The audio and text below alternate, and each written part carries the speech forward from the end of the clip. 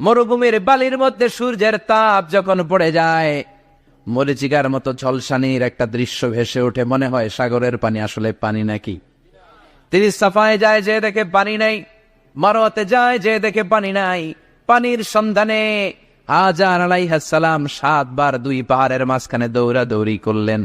ওই পাহাড়ের মাঝখানে এই মহিলার পায়ের ছাপ লেগে গেল।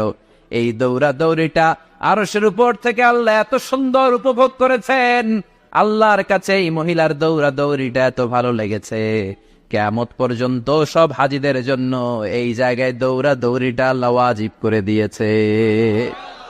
এই জায়গায় দৌড়াদৌড়ি না করলে হজ হবে না, উমরা হবে না। এই দৌড়াদৌড়িটা, মহিলাটার স্যাক্রিফাইস, হৃদয়ের আবেগ আর ভালোবাসাটা আল্লাহর কাছে এত পছন্দনীয় হয়েছে, কিয়ামত পর্যন্ত আল্লাহ চান সবাই দৌড়াবে, আমি উপর থেকে দেখব। ওয়াজিব করে দিলেন। যার পা যেই জায়গায় লাগছে খালি বরকত।